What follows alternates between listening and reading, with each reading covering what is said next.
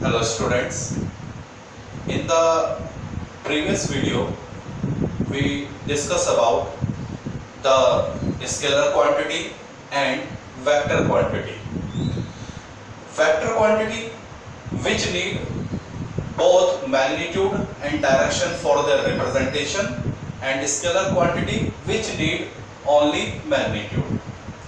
After that we discuss that how to find the magnitude of a vector, and the magnitude of a vector is given by the mod of the vector या modulus of the vector. वो हमने आपको एक numerical की help से बताया था कि किसी भी वेक्टर का मैग्नीट्यूड कैसे हम फाइंड आउट कर सकते हैं. उसके बाद हमने सीखा था कि किसी भी वेक्टर की डायरेक्शन कैसे हमने फाइंड आउट कर सकते हैं. तो ये दो बातें हमने सीखी थी.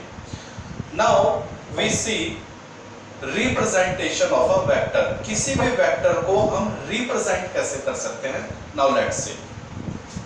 कई बार कुछ ऐसे न्यूमेरिकल आपके बनते हैं जिसमें आपसे कहा जाता है कि represent this kind of vector या दिस वेक्टर. तो वो हम सीखने वाले हैं कि how to represent a vector.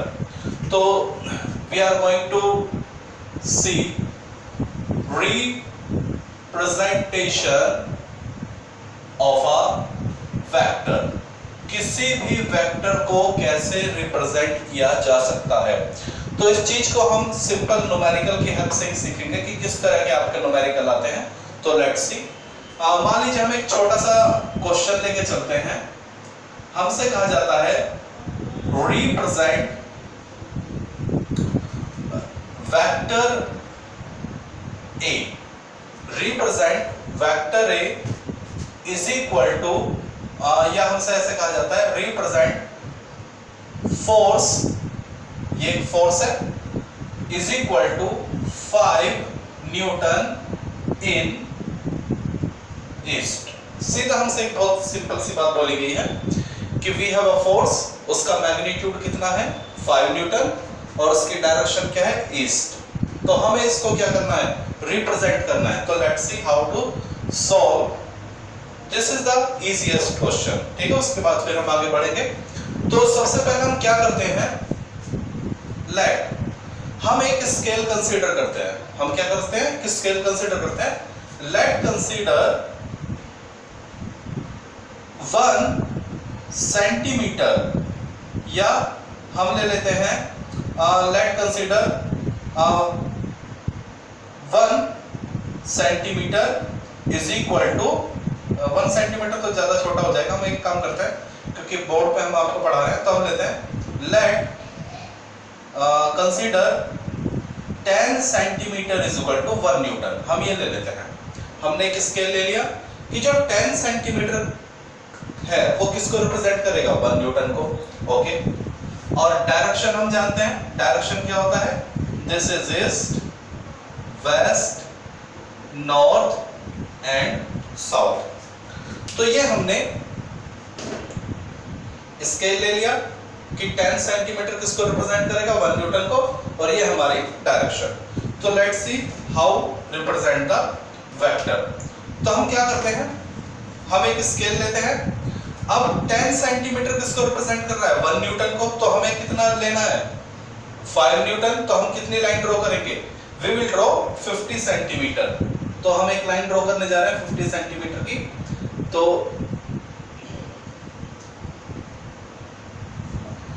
This is 30 और इसमें मैं ये, ठीक है. तो ये मैंने एक 50 सेंटीमीटर की लाइन ड्रॉ करी, जिसमें मैं क्या करता हूं,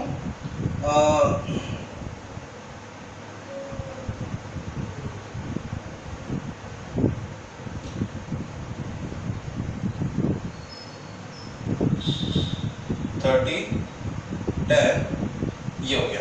इसके बाद फिर 10, एक और मार्क. अच्छा, एक और हमें जरूरत पड़ेगी. Yes, done. चलिए, तो व्हाट वी हैव डन, हमने 50 सेंटीमीटर की एक लाइन ड्रॉ करी और ये है इसका इनिशियल पॉइंट, ठीक है, और ये है इसका फाइनल पार्ट, ठीक है। और ये 10 10 10 10, ओके। तो 10 सेंटीमीटर 1 न्यूटन, तो ये पूरा कितना है 50 centimetre is equal to 5 newton. देख लीजिए, अगर आपने 50 सेंटीमीटर की लाइन ड्रॉ करी तो वो किसको रिप्रेजेंट करेगा 5 न्यूटन को। चलिए, इसको हम बोलते हैं टेल। जहां से कोई भी वेक्टर स्टार्ट होता है, कहीं अगर आपसे पूछ लिया जाए what is the tail of a vector, तो आप बोलेंगे the location from where the vector originate. वो लोकेशन जहां से कोई भी वेक्टर शुरू होता है उसी को हम क्या बोलते हैं, वेक्टर की टेल बोलते हैं। तो दिस इज द टेल, और इसको हम बोलते हैं हेड। हेड क्या होता है, the location where the vector finish, वो जगह जहां वेक्टर क्या हो जाता है, फिनिश हो जाता है। या ये भी कह सकते हैं हेड क्या होता है, it represent the direction of vector. देखिए, हेड के बारे में दो बातें, अगर कोई आपसे पूछे what is the head of vector, तो इसके बारे में हम दो बातें कह सकते हैं। हेड के बारे में हम दो बातें बोल सकते हैं। नंबर एक, it is the location where vector get finish. Head वो जगह होती है जहां पे वेक्टर क्या हो जाता है, फिनिश हो जाता है। और एक चीज और हम बोल सकते हैं, it represent the direction of vector. Head क्या करता है, वेक्टर की डायरेक्शन को क्या करता है, रिप्रेजेंट करता है। अब बात करते हैं किसकी, टेल की। टेल क्या होता है, तो टेल के बारे में हम कह सकते हैं, टेल के अगर कोई आपसे पूछे टेल क्या होता है, तो आप बोलेंगे what is tail, it is the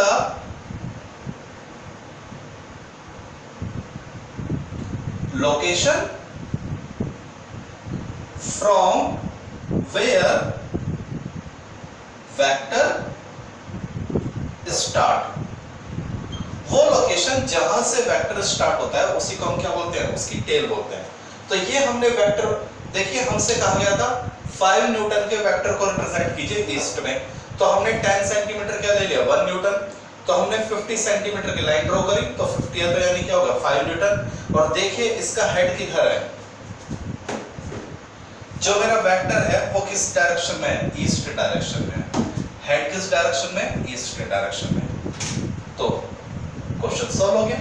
तो this is the easiest numerical to clear you the concept of vector, how to represent a vector. अब इसको थोड़ा सा और अच्छा सा, एक थोड़ा सा हल्का सा टफ न्यूमेरिकल कर देते हैं। चलिए, तो मेरे ख्याल से आपने कर लिया होगा। Now do something more.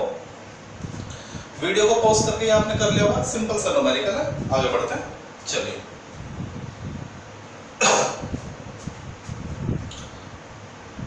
ये अच्छा न्यूमेरिकल अब जो मैं आपको, क्योंकि कई बार बच्चे एक चीज में कंफ्यूज होते हैं डायरेक्शन में।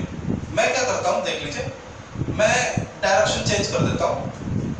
मैं लिखता हूं represent 5 Newton force in 30 degree north of east. देख लीजिए, अगर मैं इस चीज को ऐसे कर दूं, पहले वाला तो इजी था, अब इसको समझना है। Represent 5 Newton force in 30 degree north of east. इसको कैसे बनाएंगे, तो देख लीजिए हाउ टू सॉल्व दिस। तो देखिए कैसे करेंगे हम इसको। सबसे पहले डायरेक्शन ले लेते हैं, ईस्ट वेस्ट नॉर्थ और साउथ। चलिए, अगर ये आपसे पूछ लिया जाए तो हाउ यू विल डू, तो सबसे पहले तो हमें देखिए, हमें वेक्टर को रिप्रेजेंट करने का मतलब क्या है, हमें दो चीजें रिप्रेजेंट करनी होती है, मैग्नीट्यूड और डायरेक्शन। तो मान लीजिए ये आपसे कह दिया जाए सपोज 10 न्यूटन ठीक है, या फिर हम आप कह दें 2 न्यूटन फोर्स है 30 और मैग्नीट्यूड कितना है 2 न्यूटन और डायरेक्शन किधर है 30 डिग्री नॉर्थ ऑफ ईस्ट। तो कैसे करेंगे? तो सबसे पहले मैग्नीट्यूड को रिप्रेजेंट करना है। तो मैग्नीट्यूड के लिए क्या करेंगे? लेट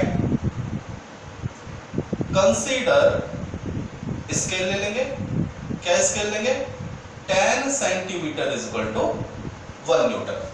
आप ज्यादा ले लें, आप ये भी ले सकते हैं 1 centimetre is equal to 1 newton, क्योंकि जब आप अपनी नोटबुक में करेंगे तो वो कम स्पेस होगा ना, मेरे पास तो बोर्ड है इसलिए ज्यादा स्पेस है। ओके, ऐसा नहीं कि मैंने 10 सेंटीमीटर लिया तो आप भी 10 सेंटीमीटर ही लें, नहीं, जब आप अपने नोटबुक में करेंगे तो आप 1 सेंटीमीटर ले सकते हैं। क्यों? स्पेस कम है, मेरे बोर्ड का स्पेस ज्यादा है इसलिए मैंने ज्यादा लिया जिससे आपको अच्छी तरह दिखाई दे। तो हमने मैग्नीट्यूड ले लिया कि 10 सेंटीमीटर 1 न्यूटन है, तो यानी मुझे 20 सेंटीमीटर की लाइन ड्रॉ करनी है। लेकिन ड्रॉ करूं किधर? Let's see 30 degree north of east. तो देख ले इसका क्या मतलब है 30 डिग्री, ठीक है, नॉर्थ ऑफ ईस्ट। तो इसमें क्या काम कीजिए, पहले जो पहले लिखा हुआ है देखिए इसमें कैसे करेंगे, मैं बना देता हूं तो आप एकदम समझ जाएंगे। 20 सेंटीमीटर की लाइन ड्रॉ कीजिए नॉर्थ और ईस्ट के बीच में।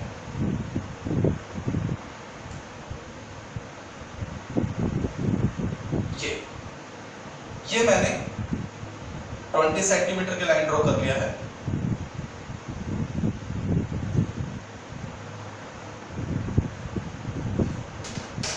तो ये क्या हो जाएगा? This is the tail. Tail यानी जहां से स्टार्ट हुआ है। दिस इज द हेड यानी डायरेक्शन। ओके, तो 10 सेंटीमीटर 10 सेंटीमीटर तो यानी कितना हो जाएगा 2 न्यूटन, ठीक है। अब ये जो एंगल है बेटा ये है 30 डिग्री। देखिए वेक्टर 30 डिग्री कहां से बनाएगा? ईस्ट से। किसकी तरफ? नॉर्थ की तरफ। तो इसको समझ लीजिए, अगर लिखा है 30 डिग्री नॉर्थ ऑफ ईस्ट तो इसका मतलब क्या है 30 डिग्री एंगल बनाइए कहां से? ईस्ट से। जो बाद में है ना वहां से बनाना है। 30 डिग्री यहां से एंगल बनाइए और किसकी तरफ? नॉर्थ की तरफ। क्या ये बात समझ में आ गई?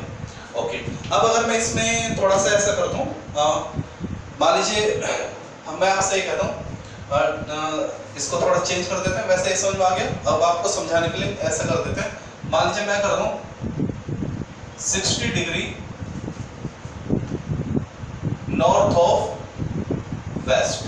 अब बताइए कैसे करेंगे, how you will do this. ये तो आपने नोट कर लिया होगा। अगर मान लीजिए इस तरह का आ जाए तो कैसे करेंगे बताइए। कुछ बच्चे जो समझदार बच्चे हैं वो समझ गए होंगे, उन्होंने तो कह भी दिया होगा कि sir we have done. Fast mind चलता है कुछ बच्चों का।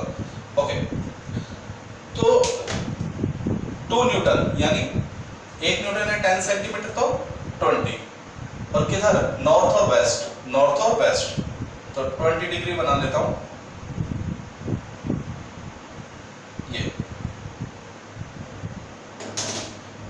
ये ओरिजिन और ये हो गया हेड। अब कौन बच्चा बताएगा कि 60 डिग्री यहां बनेगा या यहां बनेगा? इधर 60 या इधर 60? ये तो क्लियर है कि नॉर्थ और वेस्ट के बीच में होगा, लेकिन 60 डिग्री इधर या इधर? तो मैंने आपको बताया था ये एंगल किसके बीच, किसके साथ, कहां से होता है? लास्ट वाले के साथ। तो 60 डिग्री वेस्ट से किधर की तरफ? नॉर्थ की तरफ। तो दिस इज द 60 डिग्री। तो ये हमारा फोर्स है 2 न्यूटन का, किधर? 60 डिग्री नॉर्थ ऑफ वेस्ट। तो ये बेटा मैंने आपको सिखाया how to represent your vector. Clear हो गया? चलिए नाउ मूव फॉरवर्ड। अब हम सीखेंगे टाइप ऑफ वेक्टर। क्या ये आपको दिखाई दे रहा है? Let me see. Yes, visible. ठीक है, विजिबल है और क्लियर विजिबल है। चलिए आगे बढ़ते हैं। अब हम सीखेंगे टाइप ऑफ वेक्टर। हमारा नेक्स्ट टॉपिक है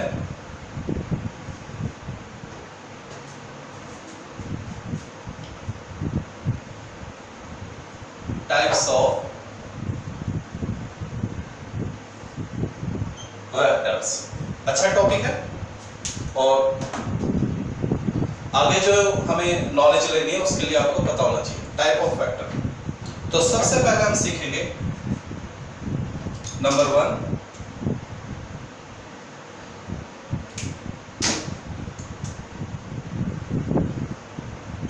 इक्वल वेक्टर क्या होता है। व्हाट आर इक्वल वेक्टर या इक्वल वेक्टर्स। ऐसे लगाए ना लगाए कोई फर्क नहीं पड़ेगा। तो आपसे पूछा जा सकता है what are equal vector. Equal vector क्या होता है, तो समझ लीजिए। मान लीजिए ये मेरे पास एक वेक्टर है ए और इसका मैग्नीट्यूड है 1 2 3 4। देख लीजिए मेरे पास वेक्टर ए है, मैग्नीट्यूड कितना है 1 2 3 4। और ऐसे ही मेरे पास एक दूसरा वेक्टर है बी और इसका मैग्नीट्यूड भी कितना है 1 2 3 4। तो अगर हम इन दोनों को देखें, वेक्टर ए और वेक्टर बी को देखें, तो दोनों के मैग्नीट्यूड सेम है और दोनों की डायरेक्शन सेम है। तो ये दोनों एक दूसरे के क्या कहलाएंगे, इक्वल वेक्टर। तो क्या होते हैं equal vector? These are the vector having equal magnitude and same directions।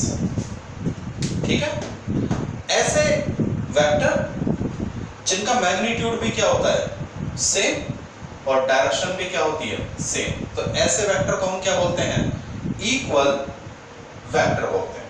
क्या ये बात समझ में आ गई? चलिए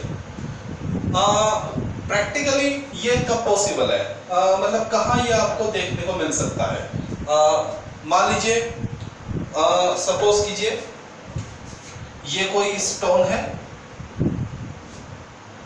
ये आप हैं और आप इस स्टोन को पुश करते हैं।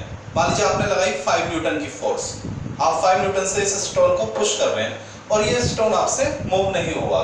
तभी आपका फ्रेंड आता है, ठीक है, मान लीजिए x और y आपका फ्रेंड है। तो y ने देखा कि आपसे वर्क नहीं हो रहा है तो y भी आता है और y भी क्या करता है, पुश करता है। और मान लीजिए x और y, आप और आपके दोस्त की ताकत क्या है, बराबर है।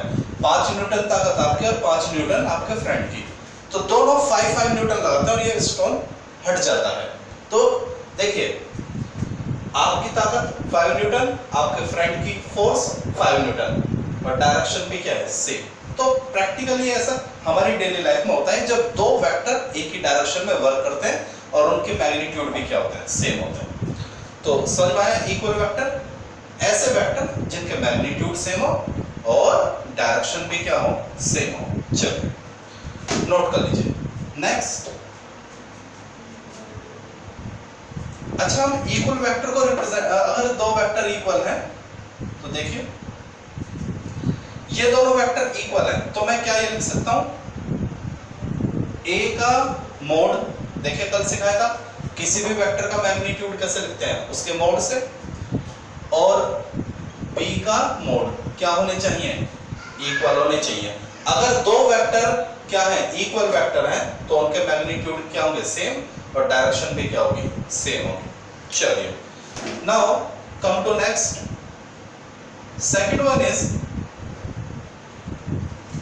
अपोजिट वेक्टर या निगेटिव वेक्टर। देखिए अपोजिट वेक्टर, निगेटिव वेक्टर या अपोजिट वेक्टर, कुछ भी नाम बोल सकते हैं, या तो निगेटिव वेक्टर या अपोजिट वेक्टर। तो कोई भी दो वेक्टर कब एक दूसरे के नेगेटिव वेक्टर कहलाएंगे या अपोजिट वेक्टर कहलाएंगे? तो these are the vector having equal magnitude but opposite direction. Magnitude क्या हो? सेम हो, लेकिन डायरेक्शन क्या हो? अपोजिट। यानी ये जो वेक्टर बी है इसका टेल तो इधर आ जाए और हेड इधर आ जाए, ठीक है? ये हो गया इसका टेल और ये हो गया इसका हेड। और ए को देखिए, ये हो गया इसका हेड और ये हो गया इसका टेल। तो अब देखिए दोनों के मैग्नीट्यूड सेम है लेकिन डायरेक्शन क्या है? अपोजिट। तो ऐसे वेक्टर एक दूसरे के क्या कहलाएंगे? Negative vector. प्रैक्टिकल लाइफ में, डेली लाइफ में कब पॉसिबल है? देखिए ऐसा कैसे हो सकता है? आपने देखा होगा रस्सा कसी का खेल होता है, कुछ बच्चे इधर से रस्सी खींचते हैं, कुछ इधर से खींचते हैं।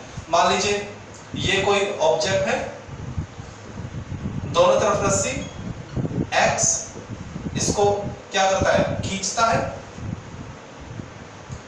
एक्स फोर्स लगाता है इधर अपनी तरफ, वाई भी क्या करता है? फोर्स लगा रहा है ये वाई, ठीक है? वाई भी अपनी तरफ क्या लगा रहा है? फोर्स लगा रहा है। और हम देखते हैं ये ऑब्जेक्ट अपनी जगह से नहीं हिलती है। तो ये ऑब्जेक्ट अपनी जगह से ना तो लेफ्ट जाती है ना राइट जाती है। कब पॉसिबल है? ये तभी पॉसिबल है अगर दोनों फोर्स क्या हो जाए? इक्वल हो जाए, दोनों फोर्स के मैग्नीट्यूड क्या हो जाए? सेम। तो अगर ये ऑब्जेक्ट अपनी जगह से नहीं मूव करती है तो यानी ये दोनों फोर्स, इन दोनों की फोर्स क्या हो गई? एक दूसरे की नेगेटिव वेक्टर कहलाएंगे। क्या ये बात समझ आ गई? तो अगर दो, देखिए इसको कैसे रिप्रेजेंट करेंगे? ए और बी अगर मैग्नीट्यूड में सेम है, डायरेक्शन अपोजिट है, तो हम क्या करेंगे? हम mod A is equal to क्या करेंगे? यहां माइनस और लगा देंगे, मोड का आगे क्या कर देंगे? माइनस। यानी डायरेक्शन, देखिए मैग्नीट्यूड तो सेम है लेकिन डायरेक्शन क्या है? अपोजिट। तो ये है आपका नेगेटिव वेक्टर। क्या ये बात समझ आ गई? इक्वल वेक्टर क्लियर हो गया, नेगेटिव वेक्टर क्लियर हो गया। Now move to the third one जिसको हम बोलते हैं यूनिट वेक्टर, और काफी इंपॉर्टेंट है, खूब एग्जाम में पूछा जाता है, वेरी इंपॉर्टेंट। न्यूमेरिकल भी काफी आते हैं इसके। Third one is unit vector. Unit vector तो क्या होता है यूनिट वेक्टर? बहुत ही simple definition, the vector whose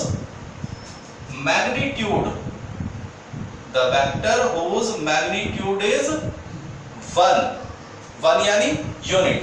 physics में 1 को हमेशा क्या बोलते हैं? यूनिट बोलते हैं, इस बात को ध्यान रख लीजिए। 1 इज अ मैथमेटिकल टर्म, लेकिन फिजिक्स में आगे भी जब तक आप पढ़ेंगे 1 कभी 1 नहीं बोलते, हमेशा क्या बोलते हैं? यूनिट। तो यूनिट, इस बात को रख लीजिए, the vector whose magnitude is unit। Unit का मतलब क्या होता है? 1, ठीक है? तो if a vector A is unit vector, अगर मैं कहता हूं कोई वेक्टर A क्या है? यूनिट वेक्टर है, तो इसका मतलब उसका जो मैग्नीट्यूड होगा वो कितना होगा? यूनिट होगा। तो क्या बात समझ आ गई? अगर किसी वेक्टर का मैग्नीट्यूड 1 हो जाए तो वो वेक्टर क्या कहलाएगा? यूनिट वेक्टर कहलाता है। क्लियर हो गई बात? चलिए जैसे एक छोटा सा एग्जांपल करते हैं। मान लीजिए पेपर में आ जाए कि show vector x is equal to i plus j minus, चलिए इसको बाद में करेंगे, फिलहाल तो टाइप ऑफ वेक्टर कर लेते हैं, फिर ये लेंदी चलेगा, जब न्यूमेरिकल करेंगे तब समझेंगे। तो क्या ये चीज समझ में आ गई? Unit vector. Okay, next number 4, zero vector. Zero vector, zero vector क्या होगा? बहुत ही सिंपल सी बात है, कुछ बच्चे समझ में गए होंगे। The vector whose magnitude is 0, ऐसा वेक्टर जिसका मैग्नीट्यूड क्या हो जाए? 0 हो जाए, तो ऐसे वेक्टर को क्या बोलेंगे? जीरो वेक्टर बोलेंगे। तो मान लीजिए if a vector a is zero vector, मान लीजिए मैं कहता हूं एक वेक्टर a है और उसको हम क्या बोलते हैं, zero vector. If the vector a is zero vector, कोई भी वेक्टर a अगर जीरो वेक्टर है तो इसका मतलब उसका जो मैग्नीट्यूड है वो क्या होगा, जीरो होगा। तो ये बातें आगे चल के न्यूमेरिकल्स में यूज होने वाली हैं, तो ये छोटे छोटे कंसेप्ट आप याद रखें। आगे चल के जब हम न्यूमेरिकल करेंगे तो आपसे कहा जाएगा कि शो कीजिए ये वेक्टर यूनिट वेक्टर है, तो कैसे शो करेंगे, मैग्नीट्यूड आपको निकालना आता है, तो उस वेक्टर का जो मैग्नीट्यूड है वो क्या आएगा, 1 आएगा। और आपसे किसी न्यूमेरिकल में कहा जाएगा कि शो कीजिए ये वेक्टर क्या है, जीरो वेक्टर है, तो तब आप उसके मैग्नीट्यूड को फाइंड आउट करेंगे और दैट शुड बी जीरो। ठीक है, this will be done later on जब हम न्यूमेरिकल करेंगे। तो फिलहाल तो ये कंसेप्ट आपका क्लियर होना चाहिए। ओके बात, तो equal vector, negative vector, unit vector, zero vector. चलिए आगे चलते हैं। नेक्स्ट इज को इनिशियल वेक्टर, को इनिशियल वेक्टर। ठीक है, नंबर 5 को इनिशियल वेक्टर। क्या होते हैं को इनिशियल वेक्टर, तो देख लीजिए। अगर दो वेक्टर, मान लीजिए मैंने ये वेक्टर बनाया a और ये दूसरा वेक्टर है b, ठीक है, ये वेक्टर का है, ये वेक्टर b का हेड, ये वेक्टर a का हेड, ये वेक्टर a की टेल, और वेक्टर b की टेल भी किधर होगी, उधर ही होगी जिधर वेक्टर a की टेल है। यानी अगर दो वेक्टर, टेल का मतलब मैंने क्या बताया था, टेल का मतलब क्या होता है, जहां से वेक्टर स्टार्ट होता है या जहां से वेक्टर का ओरिजिन होता है। क्लियर हुआ? तो टेल बोलिए या इनिशियल पॉइंट बोलिए। देखिए टेल का दूसरा नाम क्या है, इनिशियल पॉइंट। टेल का मतलब है इनिशियल पॉइंट, हेड का मतलब होता है फाइनल पॉइंट। तो दो वेक्टर की टेल अगर कंसाइड कर जाए या इनिशियल पॉइंट कंसाइड कर जाए तो वे क्या कहलाएंगे, coinitial vector. Two vector are coinitial vector if their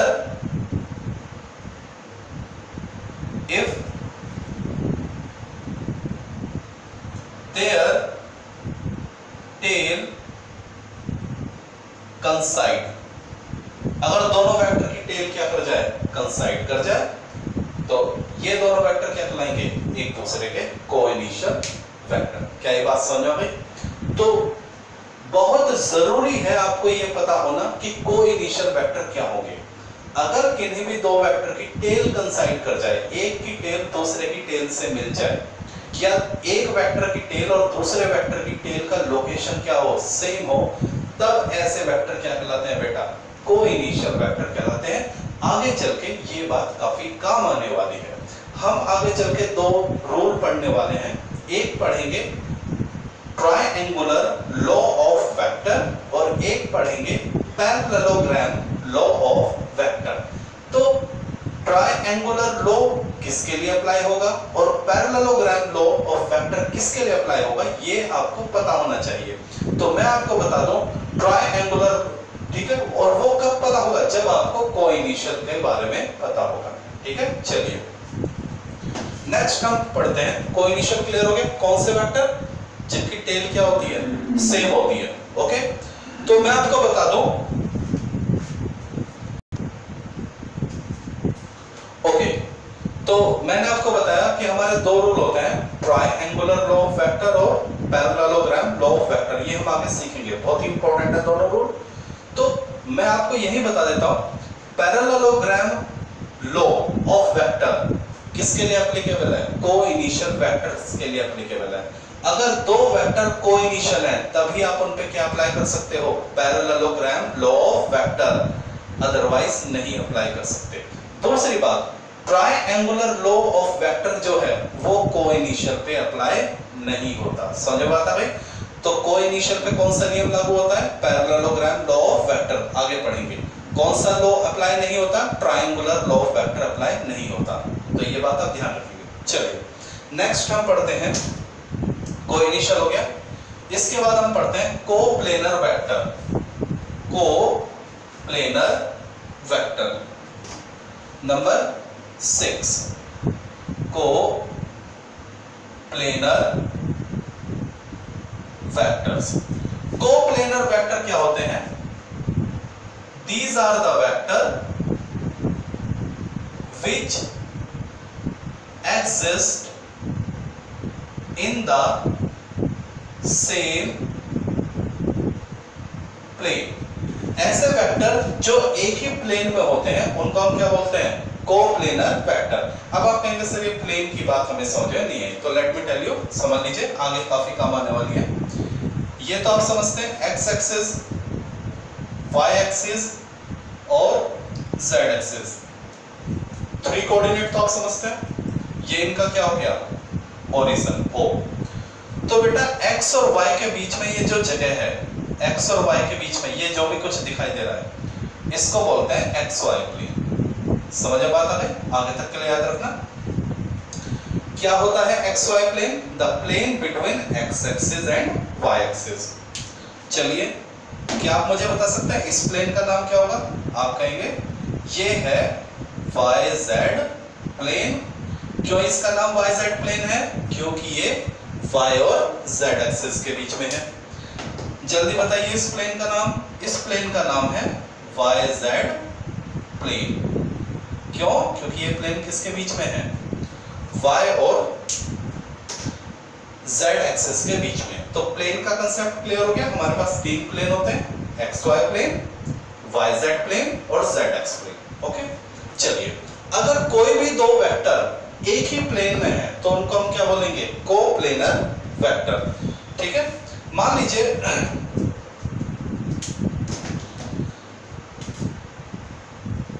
x axis, Y axis, Z axis. ठीक है, मुझे बताइए वेक्टर ए किस प्लेन में नजर आ रहा है आपको? तो आप कहेंगे sir vector A X Y plane में है। ओके, अब मुझे बताइए वेक्टर बी किस प्लेन में नजर आ रहा है? तो आप कहेंगे सर वेक्टर बी भी किस में है? एक्स वाई प्लेन में।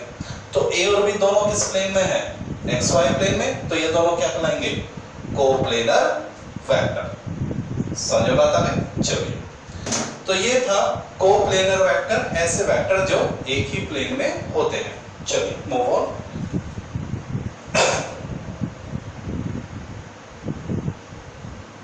इसके बाद नेक्स्ट है पोजीशन वेक्टर। ये भी काफी यूज होगा आगे चल के। 7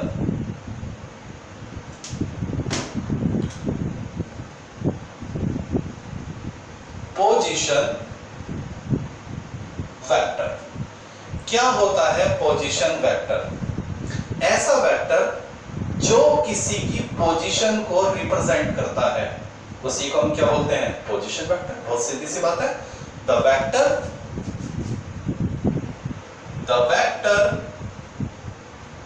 which represent the position of a point, जो किसी भी लोकेशन या किसी भी पोजीशन, किसी भी पॉइंट की पोजीशन को बता दे। ठीक है, किसके रिस्पेक्ट में? विद रिस्पेक्ट टू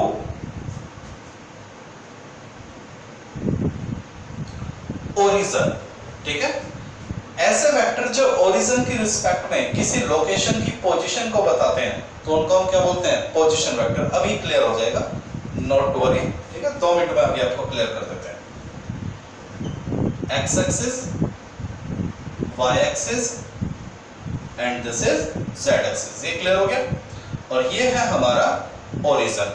चलिए अब मैंने क्या किया, मैं यहां पर एक लोकेशन लेता हूं P, ओके, और मैंने क्या किया, O से P तक एक वेक्टर रिप्रेजेंट कर दिया। तो आप मुझे बता सकते हैं OP क्या होगा? What is OP? तो जो OP वेक्टर है वो क्या कर रहा है, ये है position vector of location P। Vector OP location P का क्या है, पोजीशन वेक्टर है, यानी ये वेक्टर P की लोकेशन बता रहा है किसके रिस्पेक्ट में, O के रिस्पेक्ट में। मान लीजिए मैं यहां पे एक लोकेशन और ले लेता हूं Q, तो आप मुझे बता सकते हैं OQ क्या होगा? What is OQ? तो आप बोलेंगे OQ पोजीशन वेक्टर है किसका, लोकेशन Q का। बहुत ही सीधी सी बात है। हमारे पास कितनी लोकेशन हो सकती हैं? इनफाइनाइट। हमारे पास कितनी लोकेशन हो सकती है? We have infinite location. तो किसी भी लोकेशन के बारे में बताना या किसी भी लोकेशन को रिप्रेजेंट करना किसके रिस्पेक्ट में, ओरिजिन के रिस्पेक्ट में। तो जो भी वेक्टर किसी लोकेशन को रिप्रेजेंट करता है ओरिजिन के रिस्पेक्ट में, उस वेक्टर को उस लोकेशन का क्या बोल देते हैं, पोजीशन वेक्टर। तो ये वेक्टर क्या कर रहा है, P की लोकेशन बता रहा है, तो ये वेक्टर P का क्या कहलाएगा, पोजीशन वेक्टर। ये वेक्टर क्या करता है, Q की लोकेशन बता रहा है और ओरिजिन के रिस्पेक्ट में, तो ये वेक्टर Q का क्या कहलाएगा, पोजीशन वेक्टर। समझ में आ गया? ओके। चलिए एक्चुअली जब हम न्यूमेरिकल करेंगे ना तो there you will get much more clear. तो फिलहाल तो आपको ये डेफिनेशंस और ये रिप्रेजेंटेशन क्लियर होने चाहिए। फिलहाल तो इस पे आपको वर्क करना है, ठीक है। चलिए next, displacement vector. Displacement vector क्या होता है? डिस्प्लेसमेंट वेक्टर जो वेक्टर पोजीशन को रिप्रेजेंट करे तो वो क्या कहलाएगा, पोजीशन वेक्टर। तो डिस्प्लेसमेंट वेक्टर क्या होगा, ऐसा वेक्टर जो किसको रिप्रेजेंट करे, डिस्प्लेसमेंट को रिप्रेजेंट करे। The vector which represent the displacement, वो वेक्टर जो क्या करे, डिस्प्लेसमेंट को रिप्रेजेंट करता है किसके, किसी भी पॉइंट के या लोकेशन को, ठीक है। लोकेशन चेंज होती रहती है। मान लीजिए मैं यहां हूं, अब मैं यहां आ चुका हूं, तो मेरी लोकेशन क्या हो गई, चेंज हो गई, ओके। तो डिस्प्लेसमेंट वेक्टर क्या कहता है कि कोई भी लोकेशन कितना डिस्प्लेस हुई है, the vector which represent the displacement of a point. चलिए अभी आपको समझा देते हैं। मान लीजिए आप, ये आप हैं, आप इस मान लीजिए 9 o'clock आप कहां हैं, P पर। 9 o'clock आप कहां हैं, P पर, ठीक है। मान लीजिए सपोज कीजिए 8 o'clock आप, P आपका घर है, ये जो P लोकेशन है ये आपका क्या है, घर, ओके। 8 बजे आप अपने घर पर हैं और जो Q क्या है, ये आपका स्कूल है, ठीक है। 8:30 पे आप क्या करते हैं, अपने घर से स्कूल के लिए निकलते हैं। 8 o'clock आप कहां थे, अपने घर पे, घर क्या है, P, और 8 o'clock आप चलते हैं और 8:30 पे आप कहां पहुंच गए, Q पे पहुंच गए, ठीक है। 8:30 पे आप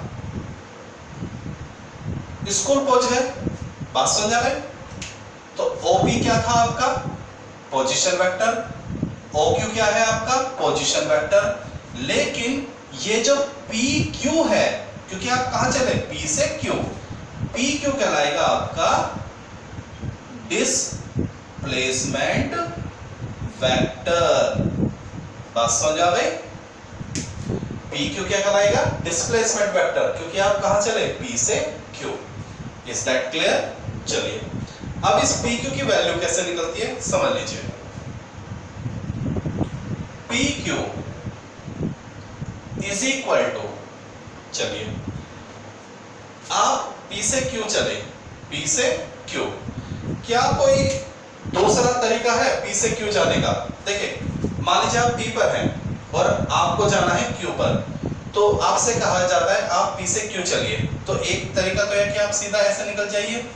दूसरा तरीका क्या है, पी से पहले कहाँ आइए ओ पे और ओ से कहाँ जाइए क्यू पे। देखिए पी से पहले कहाँ चलेंगे ओ पर और उसके बाद ओ से कहाँ चलेंगे क्यू पर, ये भी पॉसिबल है। ओके पी क्यू, पी से ओ चले ओ से क्यू चले, क्या मैं इसको पहले लिख लिया और इसको मैंने क्या लिख लिया बाद में लिख लिया। P Q is equal to O Q, जरा ध्यान देना पी ओ, अगर मैं इसको ओ पी लिख लूं तो साइन क्या हो जाएगा चेंज। मैंने आपको क्या बताया था अभी थोड़ी देर पहले, निगेटिव वेक्टर, क्या बताया था निगेटिव वेक्टर। पी ओ और ओ पी एक दूसरे के क्या है अपोजिट। देखिए पीओ का मतलब क्या है पी से ओ चलना, पी से ओ चलना, और ओपी का मतलब क्या है ओ से पी चलना।